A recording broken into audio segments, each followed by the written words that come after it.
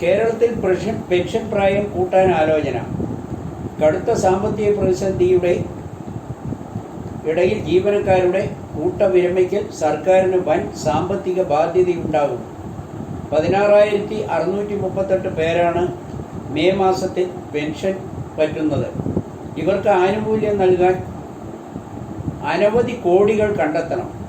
വിരമിക്കൽ ആനുകൂല്യ വിതരണം നീട്ടൽ, പെൻഷൻ പ്രായം ഏകീകരിച്ച് 1 വർഷം നീട്ടിക്കൊടുക്കുക എന്നിവയിൽ ഒന്ന് സർക്കാർ ആലോചിക്കുന്നു. വിദേശ യാത്ര കഴിഞ്ഞ് മടങ്ങിയെത്തുന്ന മുഖ്യമന്ത്രി മടങ്ങിയതിന് ശേഷം അന്തിമ തീരുമാനമെടുക്കുമെന്നാണ് അറിയുന്നത്. പ്രായം ഏകീകരണത്തോട് എതിർപ്പ് നേരിടേണ്ടി വരും. അതുകൊണ്ട് ആദ്യത്തെ ഓപ്ഷനാണ് സാധ്യത. അതേസമയം വിരമിക്കൽ ആനുകൂല്യം കൂടുതൽ പലിശ നൽകി ട്രഷറി നിക്ഷേപമായി കണക്കാക്കി സാവകാശം നേടുന്നതും ആലോചനയിൽ. ഇത് സംബന്ധിച്ച് ജീവനക്കാർക്ക് ഓപ്ഷൻ നൽകും. ആനുകൂല്യ വിതരണം ഏറെ നീണ്ടുപോയാൽ പെൻഷൻകാർ കോടതിയിൽ പോയാലോ എന്ന ഭയവും കണ്ടാണ് ട്രഷറി നിക്ഷേപമാക്കുന്നത്. 14 ലക്ഷം മുതൽ 1.25 കോടി രൂപ വരെയാണ് ഒരാൾക്ക് പെൻഷൻ ആനുകൂല്യമായി നൽകേണ്ടത്.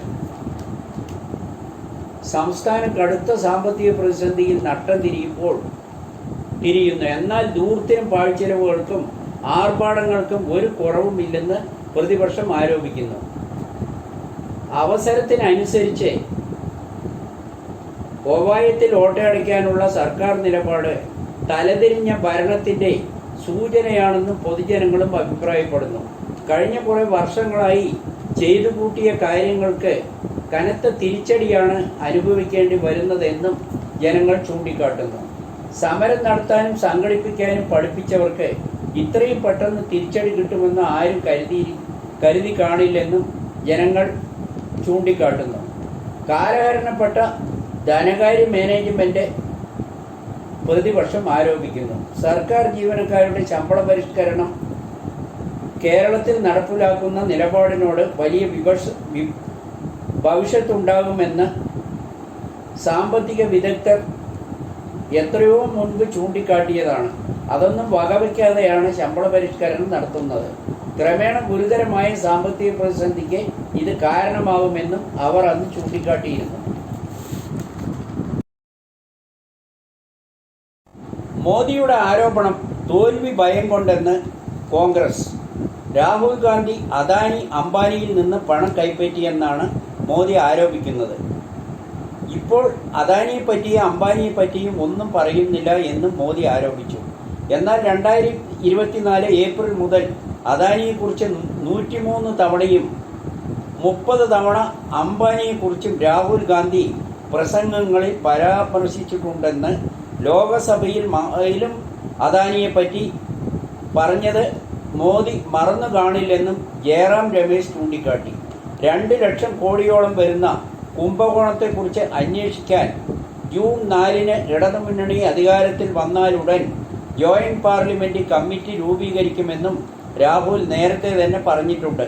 അദാനി അംബാനിയെപ്പറ്റി ഇത്രയും കൂടുതൽ ആരോപണങ്ങൾ ഉന്നയിച്ചത് രാഹുൽ ഗാന്ധി മാത്രമാണെന്ന് മോദിയും BJPക്കും കൃത്യമായി അറിയും. ഇപ്പോൾ തോൽവി ഭയം കൊണ്ട് രാഹുൽ ഗാന്ധിയെയും കോൺഗ്രസിനെയും അടിസ്ഥാനരഹിതമായ ആരോപണങ്ങൾ ഉന്നയിക്കുകയാണെന്നും ജയറാം രമേശ് പറഞ്ഞു. അതെല്ലാം മോദിക്ക് തിരിച്ചടിയാകുമെന്നും അദ്ദേഹം ചൂണ്ടിക്കാട്ടി.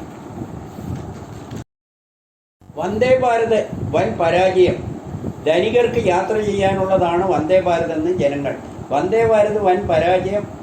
അവധി സീസണിൽ പോലും ഓടുന്നത് കാലിയായിട്ടാണെന്ന് ആക്ഷേപം. രാജ്യത്തെ പല വന്ദേ ഭാരത് ട്രെയിനുകളും കാലിയായിട്ടാണ് ഓടുന്നത്. കേരളത്തിലെ വന്ദേ ഭാരതും അതുതന്നെയാണ് ഇപ്പോഴത്തെ സ്ഥിതി. പല റൂട്ടുകൾക്കും ഉയർന്ന നിരക്കാണ് ഈടാക്കുന്നത്. ഇക്കാരണത്തിനാലാണ് യാത്രകൾ കുറയുന്നത്. സാധാരണ ജനങ്ങൾക്ക് യാത്ര ചെയ്യാൻ പറ്റിയതല്ല വന്ദേ ഭാരത്. എന്നാൽ അത്യാവശ്യത്തിനും മറ്റു പോംവഴി ഇല്ലാതെ വരുമ്പോൾ വേഗത്തിൽ ഉദ്ദേശിച്ച സ്ഥലത്ത് എത്താനും വന്ദേ ഭാരത് ഉപകാരപ്രദമാവുന്നു എന്ന ഒരു വലിയ വിഭാഗം ജനങ്ങളും കരുതുന്നുണ്ട്. ഹരിയാനയിൽ പ്രതിസന്ധി തുടരുന്നു.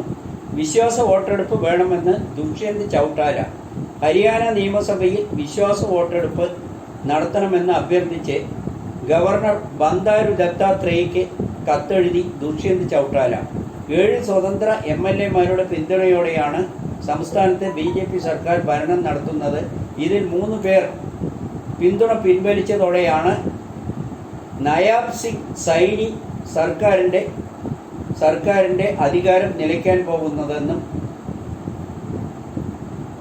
ഈ പ്രതിസന്ധിയിൽ നിന്നും രക്ഷപ്പെടാൻ ഹരിയാനയിൽ വിശ്വാസ വോട്ടെടുപ്പ് ഉടൻ നടത്തണമെന്ന് അഭ്യർത്ഥിച്ചാണ് ദുഷ്യന്ത് ചൗട്ടാല ഗവർണർക്ക് കത്തെഴുതിയിട്ടുള്ളത്.